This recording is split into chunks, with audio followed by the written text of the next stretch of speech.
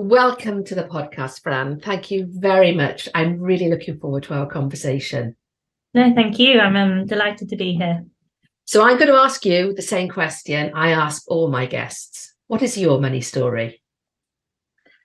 So I knew this was coming because, as you said, it's the question you ask everyone first. And I was thinking about how best to answer it, really, kind of what that question means, because, it could mean, go through kind of day by day your money story throughout your whole life, which obviously would take way longer than the podcast. But the big thing that came to me first about kind of how I view money, how I think about money, how it impacts on my life, and probably most relevant now, is that I actually feel a bit conflicted about money generally. And I suppose to explain what that kind of broadly means is I've got a job as a corporate lawyer where all we do in a very broad sense is deal with money, money being invested into companies, investors investing money in companies asking for money, people selling their companies and getting money. It all kind of revolves around the value and the importance of money in a very broad sense. But actually, I probably don't, I wouldn't consider myself to be money motivated at all in how I work, what I value, what I take from my job.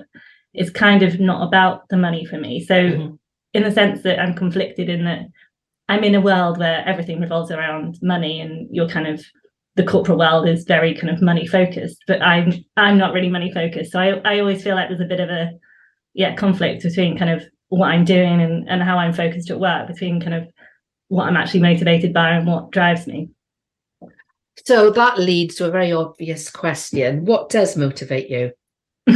Well, I obviously had to think about that as well as part of the kind of broad conflict answer. I think for me, it's much more about the broader purpose of what I'm doing. And I probably only come to that realization like relatively recently, and I think COVID was a bit of a trigger for that. Everyone seemed to kind of sit back and be like, what am I doing with my life? And what do I want to do? And actually what makes me happy? And, I love aspects of my job and I love my firm, and if I didn't, I wouldn't have continued with it for the last kind of 12 years. But I think I've identified that the purpose is more kind of specifically kind of trying to help women now. I've kind of been very focused on trying to help female lawyers first off, because that's what I do, and then trying to help female founders as well, trying to broadly get a message out about kind of how women can do things differently and perhaps kind of combat some of that fear or kind of have a bit more confidence. Which ties in nicely to all the work you do. And so that's actually kind of what gives me most satisfaction. And if I feel like I've done something that's gone towards that broader purpose every day, I feel like I've had a good day. When you decided to become a lawyer and then became a corporate lawyer, what was your motivation at that point in time in deciding you wanted to be a lawyer? Yeah, difficult. I feel like I am a focused and ambitious person, but I also don't feel like at any point I've thought the next step, or in the next year I want to do this, or in the next 5 years I want to do this. And I think I must have done, but just not in a kind of very tangible way. So I don't think I ever thought I'm going to be a corporate lawyer in London doing this with these companies. I kind of feel like I've gone from, university and then thinking like, oh, what can I do with my degree? I'll do this because it kind of makes sense. And then getting a job and then qualifying and then, working at the ranks and becoming a partner. And it's all kind of happened nicely.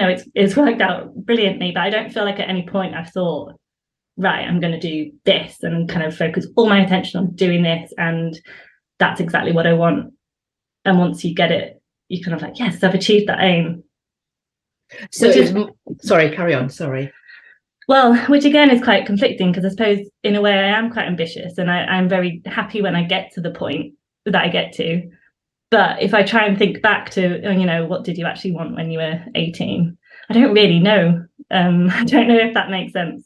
Oh, it does, absolutely. I can remember when I went to university, and I had graduated, and my mum said to me, well, what are you going to do? And I had a degree in sociology. And it's quite funny now, sociology is seen as being, quite an attractive thing to have because of the links to psychology and anthropology, etc., etc. But back then, it was not a particularly it was sought after as far as the number of people on the courses were concerned, but it didn't necessarily lead anywhere directly. So you had to kind of look around the edges.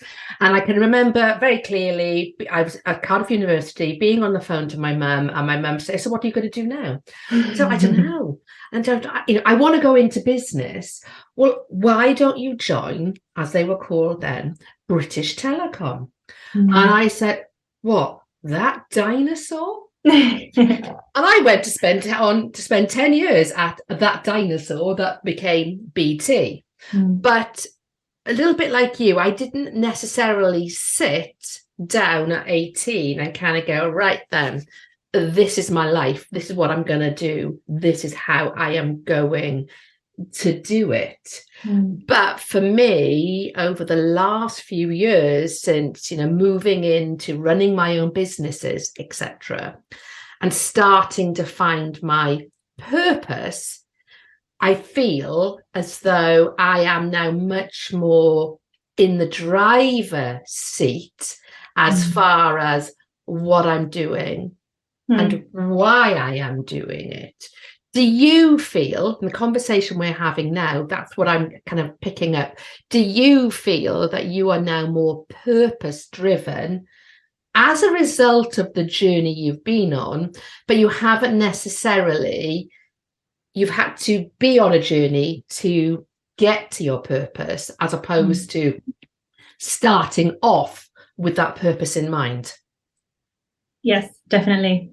I feel so much happier and more in control of what I'm doing as a partner than I did as, the whole way up to that point. And I suppose that comes partly with the nature of the job, in that, in effect, you are kind of self-employed and you're running your mini business, which is you and your clients within a law firm, usually. But yeah, I mean, I think that has just massively in and of itself improved how I feel about work, what ambitions I do have, how I feel like I am contributing to, this sounds a bit grander than I kind of mean it to, but contributing to society more than just before. Perhaps I got into a bit of a hole of just thinking like, what am I doing, and why am I working for these people doing this thing? And I don't, and as I said, if I'm not money motivated and I don't kind of necessarily focus on the money, why am I helping all these people get money and get rich? And, it kind of just started to get a bit disillusioned with the whole thing. Yeah. Whereas, kind of switching to really thinking about what it was that I enjoyed, that I wanted to achieve, the kind of much bigger things in life that kind of actually did mean something. As I said, you get to the end of the day and you just feel kind of much better about yourself. You're kind of working towards something bigger. And I know from when we've spoken before, and you've said it, during our conversation now, that for you, working with female founders, helping women to grow, develop their businesses, that is a real passion for you. We all know that women business owners find it harder to access the funds that they want to access than their male equivalents have.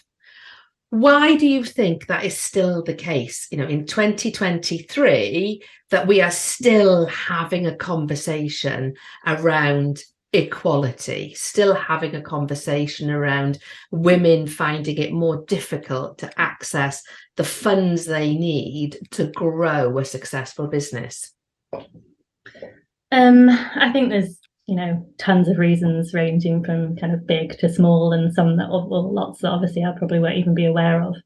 One of them is that often female, and everything I say is a kind of generalization in some respect, but often female-led businesses are looking at or dealing with a problem that relates to women specifically. So if that business owner is going out and trying to speak to suppliers or customers or potentially investors, they might not really understand what the problem is if that room is full of men. They might try, or they might think they're really open-minded, but there is just a fact that they might have never come across the problem before, and so it just might not even be on their radar, and that's an immediate like, oh, I didn't even know that was a problem. Why are they trying to fix it? So there's a level of like not really understanding each other. I think one of the things I've been thinking about recently is the other kind of barriers to growth for female-led businesses is the more kind of organic, casual in a way networks.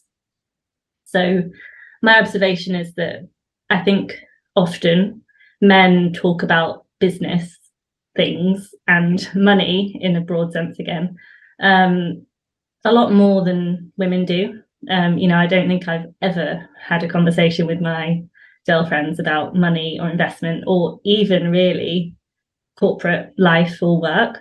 It's just not, and not even because like I desperately want to talk about it and no one else does.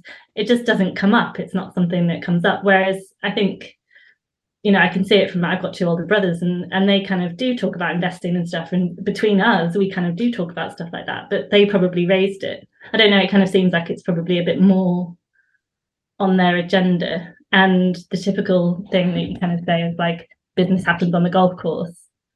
There's a bit more, I think, in the male kind of realm that they have those informal networks where perhaps they will chat about business, or they will say, oh, I know this person who might be able to help you out. And it's kind of networking without even thinking, which I think women kind of lack a bit.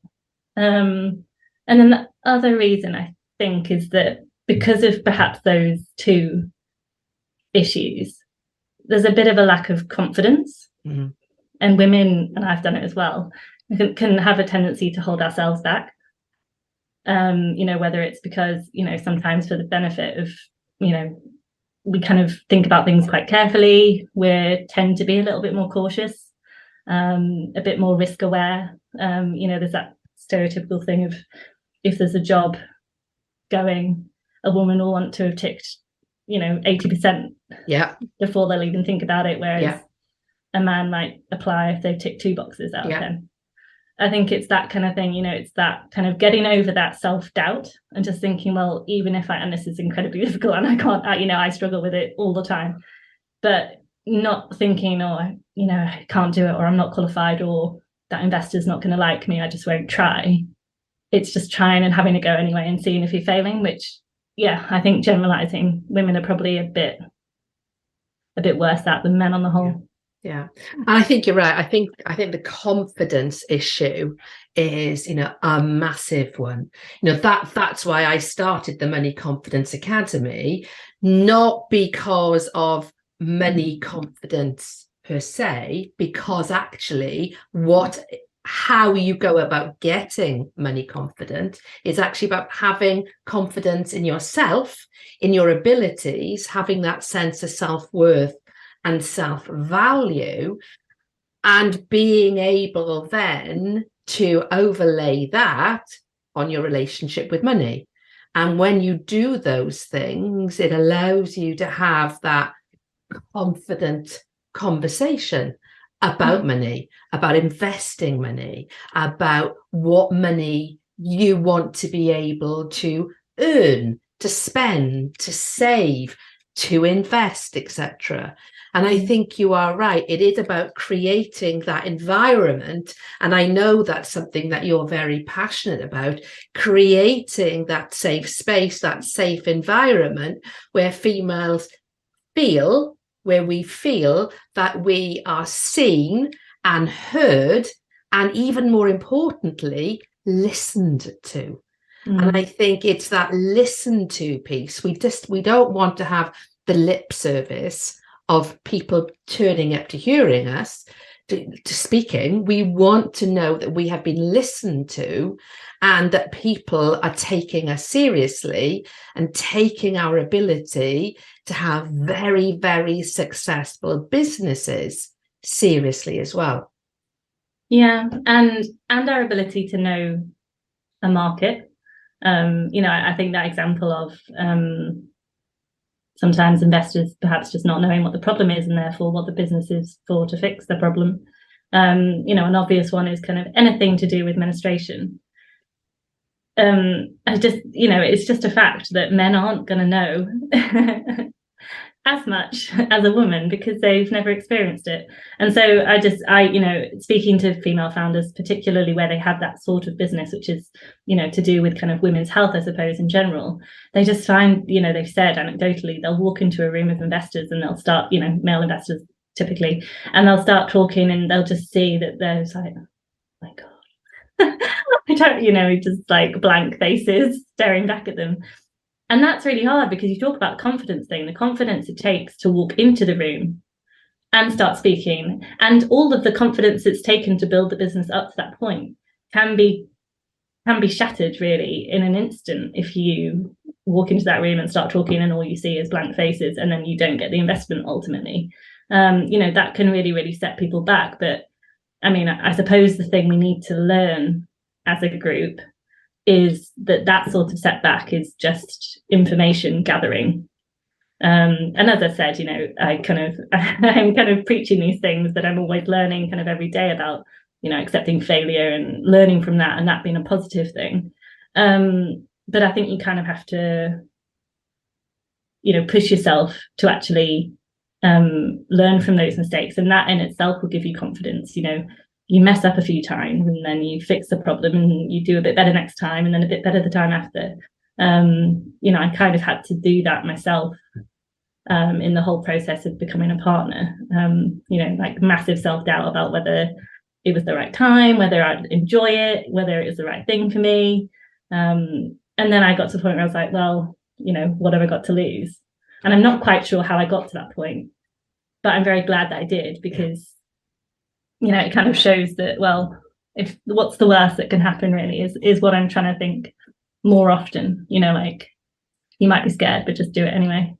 And being on that journey to becoming a partner in your organization now, was it a case of stopping yourself from continuing to make those excuses? Would I enjoy it? Would it take me away from doing the things I really want to enjoy? Would I have to invest many, many, many hours and therefore be tied to the job? Because I think very often, and I'm sure men do this as well, but I can only speak from a female's perspective, I know I have made excuses in the past not to do things so that I could justify not getting out of my comfort zone. Did you find yourself doing just that, making the excuses not to get out of your comfort zone, as opposed to just saying, well, to hell with it, I'm going to go from it. I'm going to go for it and then I'm going to see what's going to happen? Oh yeah, for ages, I kind of, and also, and this is something that, I would tell any junior coming up, male or female, but I kind of, and I think this is just fear driven, and partly because, as I said, I never had like a 10-year plan, but I never kind of set out my stall and said, I want to be a partner, and this is what I'm going to do to become a partner. And that doesn't mean that I didn't work incredibly hard. I didn't show the attributes that you need. I didn't kind of, secretly consider whether that was something and sort of imply in conversations that I had as I got more senior that is something that I would potentially be interested in. I never set out that aim confidently.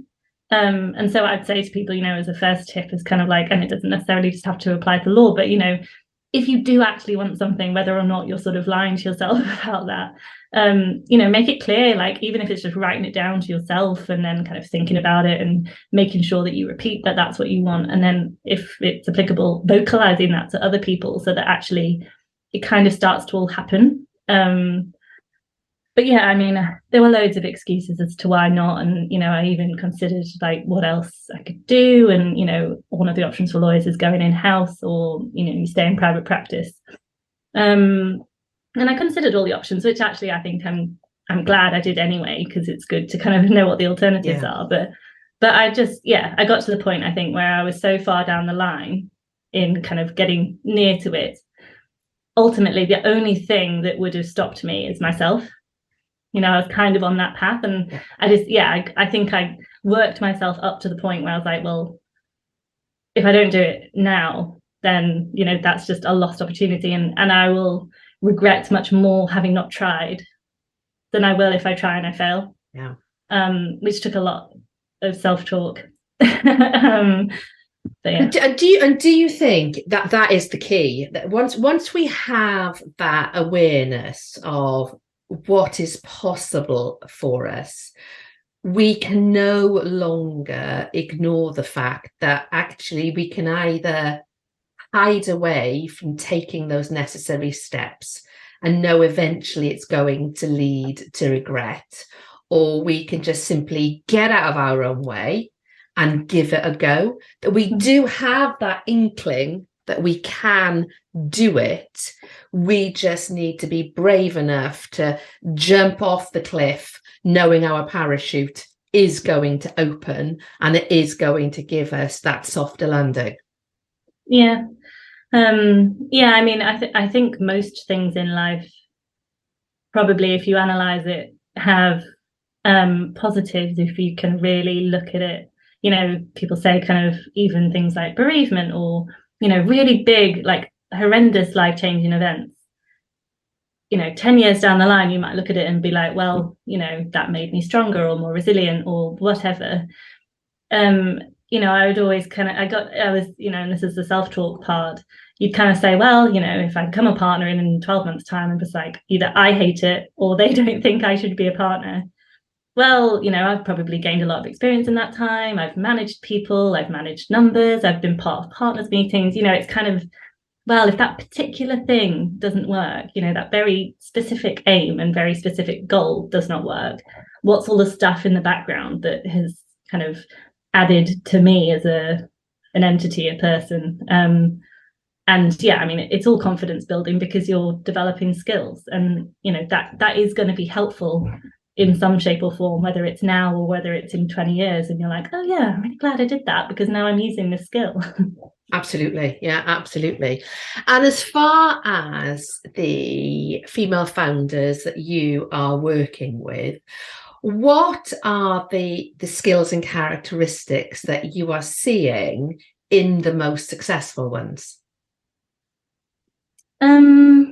Oh God, I mean, I suppose it's kind of difficult to generalize in that sense, because everyone brings different skills to the table, and that makes them good at their specific business, or probably they employ someone to fill the gaps in the things that they're not quite so good. So it's kind of difficult, I suppose, to generalize specifically on the female founders that are successful. But it's probably some of the stuff that we've talked about, having the confidence in their idea, taking a bit of a risk. I think it's always a calculated risk to quit a job, a kind of 9-to-5 paid salaried job, and jump into that. So, there's a bit of risk taking, there's a bit of kind of,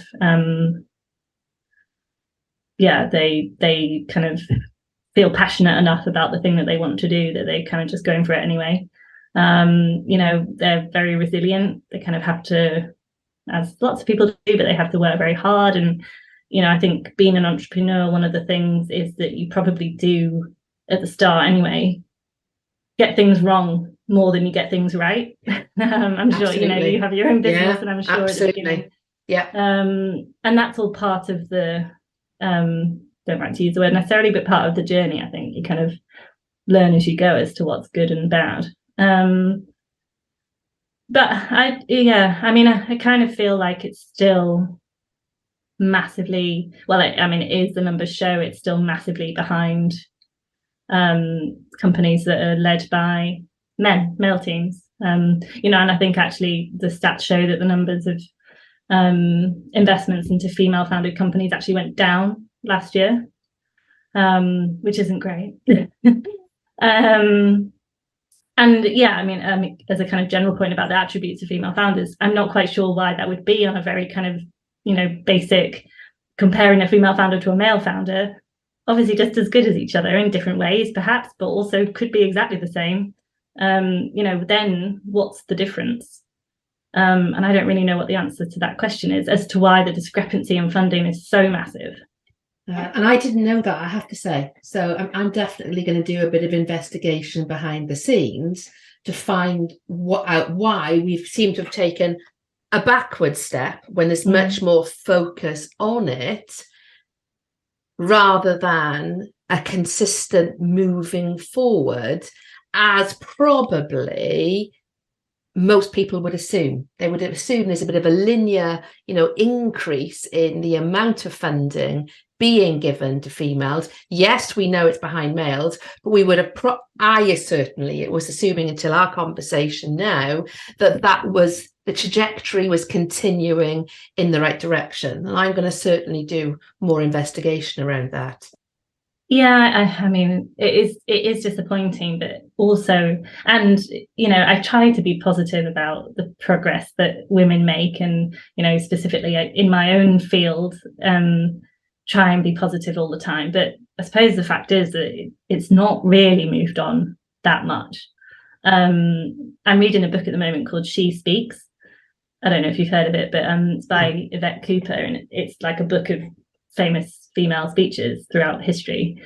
And one thing that's kind of interested me but also annoyed me is that actually a lot of the speeches, even from way back in the past, they're talking about things that, yeah, fine, it might have a different context around it because it was in the 1800s or something, but actually it's kind of similar stuff. It's like women not being able to progress, and women not being listened to, women kind of not being able to work in the way that they want, or not having a seat at the table and actually being able to contribute.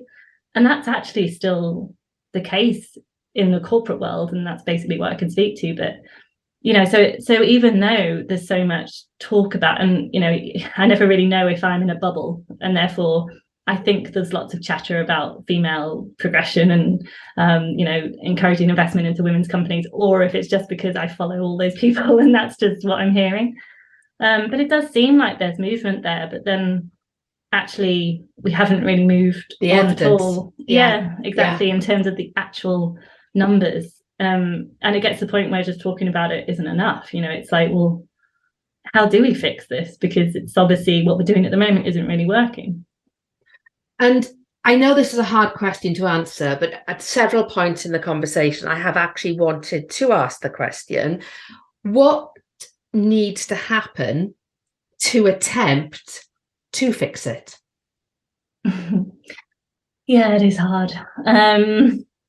Well, for a little while, I was firmly of the belief that it was, women helping women. And that's the way, because not that women don't help women, and every woman I've met in a business context and all my friends and family are very, very supportive. And, that's not a thing that isn't already happening. But actively helping women in a business context. So, actually kind of networking with women and helping other women in their networks progress, because, it's about kind of sharing the success in that sense. And women investing in women. But I think that is a very important thing, but that can't happen on its own. You need male allies, and you need men to champion women, and for men to invest in women, because actually they're still, being realistic, they're still the ones in charge and still holding all the cash. Yeah. So I've kind of gone a bit in a circle of kind of coming back to being like, well, yeah, it's still a bit of a man's world, and therefore we kind of need to, I don't know, not play the game, but figure out how to connect and inspire that group a bit more, rather than just talking amongst ourselves in a way and kind of separating ourselves off and being like, this is what we need to do and it's really great, because that is great, but we're not going to progress if we don't also get.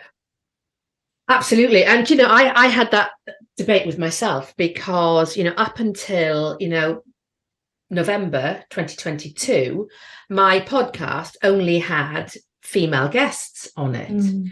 And, I came to the conclusion halfway through 2022 is how can I encourage women to be talking more about money if I am not encouraging the wider conversation around money between men and women? Do you think that we as women could be doing more than we are to be encouraging that wider conversation, to be having a much more open debate about the part we can play, not just the part that men should be playing in inviting us to the table? Yes, I think on two counts. I think we, I can speak from personal experience. Often I'll sit in a meeting and it will be me and 10 men, and I'm thinking something, and I'll be like, oh, I should really say that. And I'll be like, oh God, I know, I just don't feel confident enough to say that. They're all going to disagree with me. And again, I have that like self-talk thing, and I'm trying every time to just overcome that. And sometimes I fail. Sometimes I do say the thing.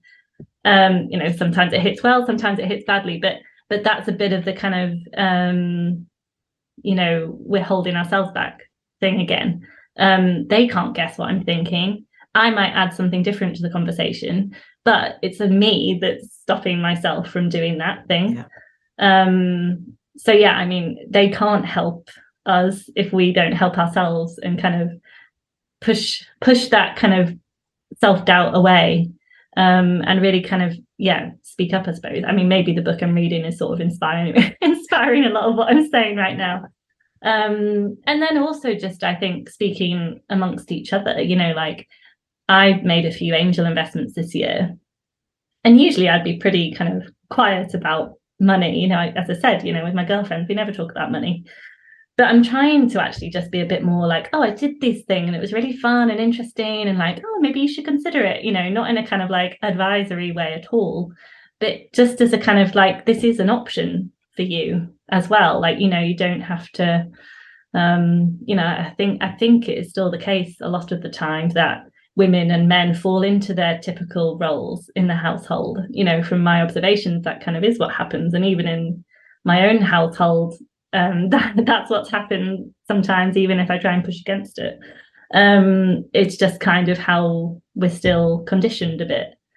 But yeah, just trying to, I suppose, break out of that and be like, well, let's encourage each other as a group of women to think outside the box and, save our own money and think about investing in something or opening an ISA if you've not done that, and making sure you have a pension pot that's your own and not just kind of joined. Exactly. Yeah. Absolutely. And you are so right. It is about having the confidence to have those conversations. And it might be with one person to begin with, but that one person will invite somebody else to join the conversation. And that other person will go and tell somebody else. And that ripple effect gets bigger and bigger and bigger. And when you were talking earlier about the whole thing about, menstruation, etc., it took me back to something I've had to proactively do. And this leads into what you said with regards to, the traditional setup of households, etc. I remember when I was about 10 or so, my mum buying sanitary products and me saying to her, oh, Mum, what are those? I'll tell you when you're older. She didn't want to have the conversation with me. And when I was older and had my children, and I have two boys, initially, when they said to me, Mum, what are those things? I said, oh, don't worry, you don't need to know about those things. And actually, I stopped and thought, yes, they do need to know about them. So for years and years and years now, my boys have known about sanitary towels, about tampons, and about shock syndrome and all of that. And now I'm on HRT because I'm going through the menopause, etc. I openly talk to my 14-year-old and 16-year-old. There's a little bit of recoil talking about those things from them, but that recoil is less and less and less. And when it comes to, there was a conversation my husband was having with regards to what checks over 50s have, men checks. And it was to do with checking out the prostate. And my youngest said, "Oh my God, Dad, is that done the way I think it's done? Do they put a finger up your bottom?" And my husband said, "Yeah, that's exactly what they do." And my 16-year-old said to my 14-year-old, "But Sam, we're going to have that done when we're older." And he was really matter of fact about it. And I thought, well, that's good. That's good that we can have that open level of conversation. But I initially, as I said, with regards to sanitary products, when they were smaller, I did initially shy away myself from having that conversation with them. So I do think, and I would like to think I'm forward thinking and, of a generation where we talk about those things, but actually largely, I don't think we necessarily still do. And that is incumbent on us as women. How can we expect our sons and our sons' sons for a woman to stand up and talk about how she can make improvements to women's health and the importance of not taxing women for sanitary products, etc.? How can we expect a man to understand that and be aware of the importance of understanding it if inside he's going, "Ooh, don't talk about that. That's a bit icky"? So I do think it is about having, again, as you said, that level of awareness and being open to have the uncomfortable conversations and understanding, why are you uncomfortable having that conversation, and what would happen if you were less uncomfortable and more comfortable? Yeah, I think that's exactly right. In starting the conversations early, and just being inquisitive. I think as I get older, that's something I recognize as being incredibly important, and something that I think I have done throughout my life. So I'm not married to my partner, and we don't want to have children. And those are two, less and less so these days, but it's still relatively unusual. Yeah. And it certainly was when I was kind of 20, and everyone was saying, well, by the age of 27, I want to be married. And then, yeah. No, and to be honest, I still get told that occasionally. Yeah. Again, like less and less as I get older. Yeah. But it's like, well, you'll probably change your mind. Yeah. I'm like, no, definitely not. But it's about asking the question, actually sitting back and be like, well, do I want to get married? As the first big question, like, is that actually what I want? And if not, why? Or you don't even need to know why, but if it's yes or no, whatever. Same as with kids, like, do you actually want children? And is that where your life is heading? And really, really kind of dig down into what it is that drives you and how you want to live your life, ignoring what anyone else does or says and just doing it in your own way.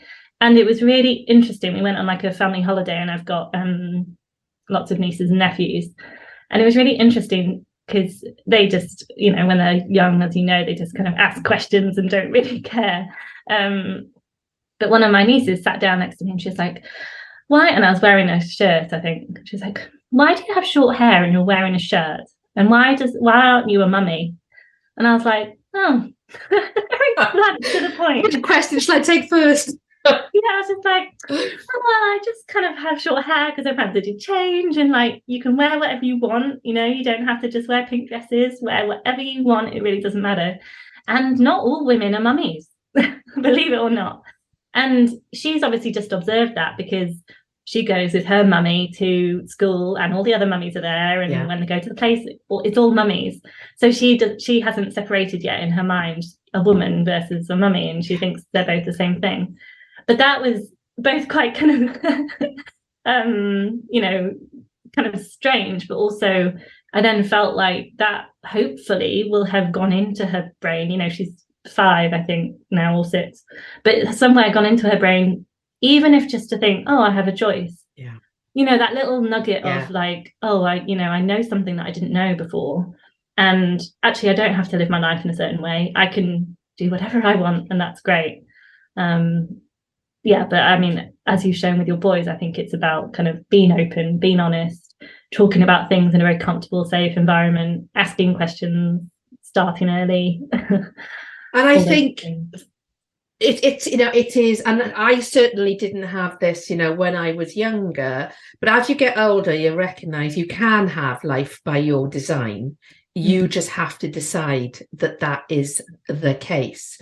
And I think what you did for your niece there, as you said, you planted a seed, and she might not consciously think about that for a long period of time, but her subconscious will be going, oh, so I don't have to wear a dress and automatically become a mummy, and automatically this is going to happen and that's going to happen, because we do make those, for most of us, life is something that happens to us to begin with. It's only when we have that ability, that maturity of thinking, that life can happen for us, not just to us, by the actions that we take, and by deciding we're going to get out of our own way. We're not going to allow the excuses to be what defines us. We're going to, as Nike says, feel the fear, do it anyway, and recognize that we can always do something different if that doesn't work out in the way that we want it to. Yeah, I completely agree. And do you think we'll be having the same conversation in 10 years' time? At what point do you think we will actually say it's changed magnificently, that level playing field is there, or it's almost there? Or do you think it's going to take a lot longer than 10 years? I think it'll take a lot longer than 10 years, to be honest. I think we are still in the phase of tweaking around the edges. So, you know, it kind of blew my mind when I was a junior, and one of the female ladies working in the office said, like, well, when I was started, you know, you weren't allowed to wear trousers. And I was like, oh my God, what do you mean? And that obviously has changed, and we have so much more freedom, and like all of the freedoms we have is absolutely amazing. But in a very, you know, in my world, in my kind of experience of corporate and business life, not really that much has changed, and not that much is going to change until you have a room of partners, and out of 20, you know, and just speaking about gender, obviously there's loads of different ways that you need to be diverse.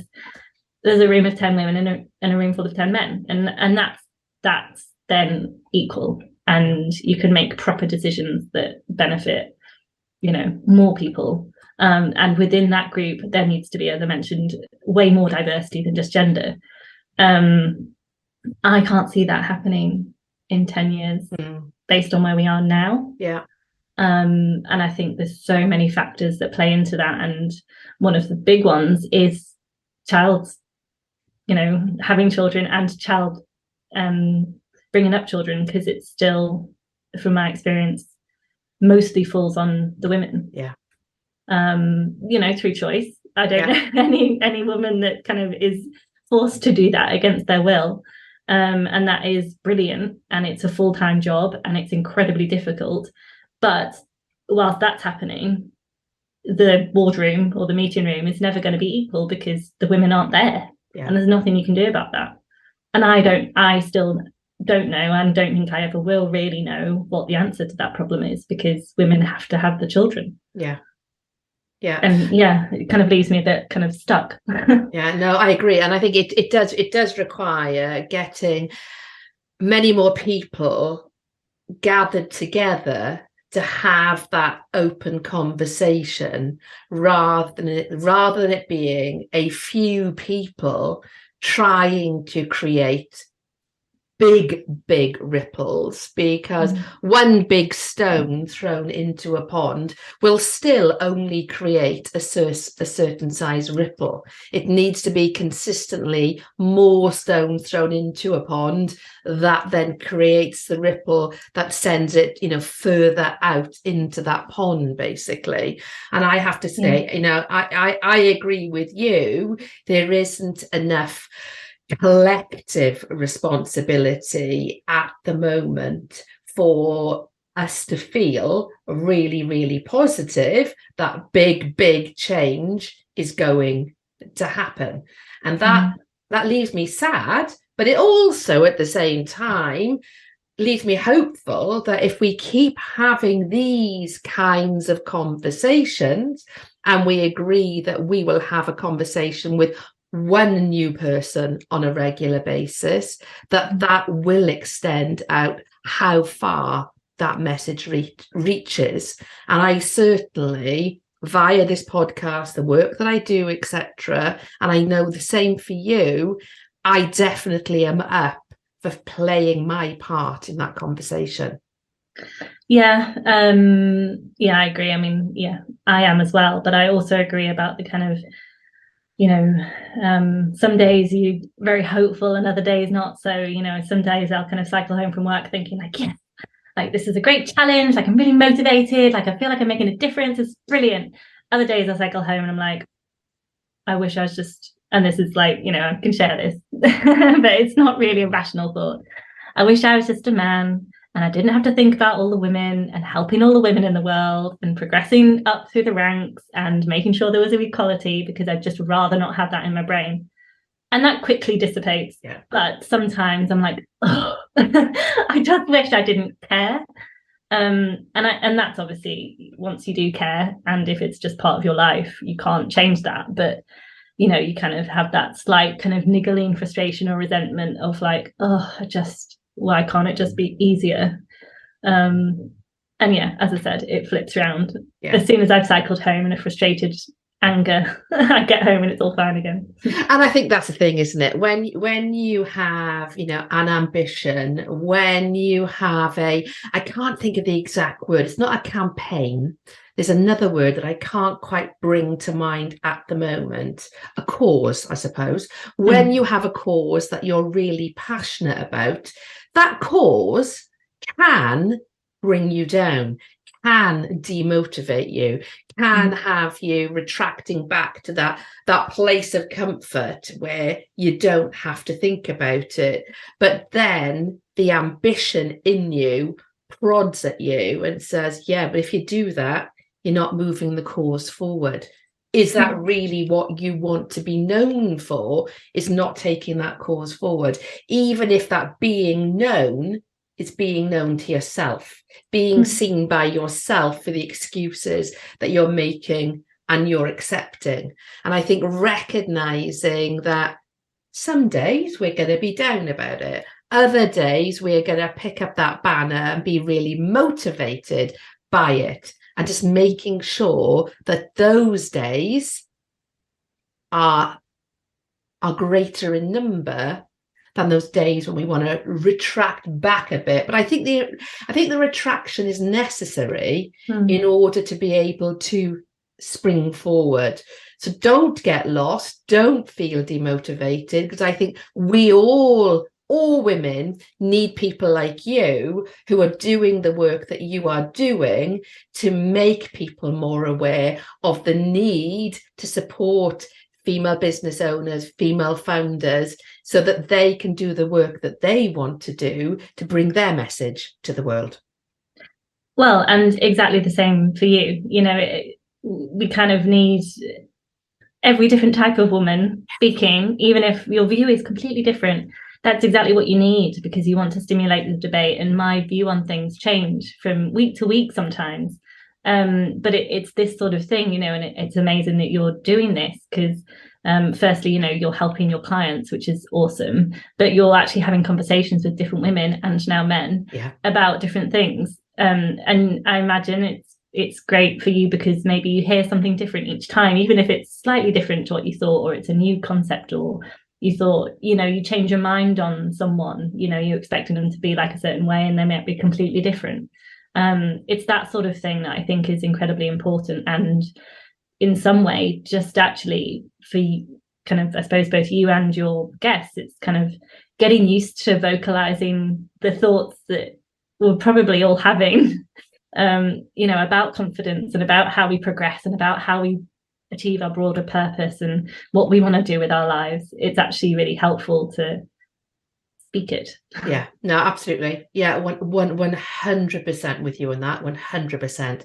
So how can people connect with you, Fran? I'm on LinkedIn and I'm relatively active. So, anyone can feel free to drop me a line there. And email is fine. And, I think you mentioned you'd share the details afterwards, or call, but, it's a bit more old school these days. But yeah, I'm kind of not on Instagram or anything professionally. So yeah, LinkedIn or email is probably the best. Perfect. And exactly, all those details will be in the show notes so people can easily reach out and connect with you. Thank you very much. I have really enjoyed our conversation today. It's definitely re-energized that spark in me to do all I can to encourage my next generation, my two boys, to be much more open and understanding about the conversation they need to be having to ensure that we can move to a point in X number of years where hopefully this conversation is redundant. But thank you for your time today. I really appreciate it. Thanks, Lesley. Thank you. Take care.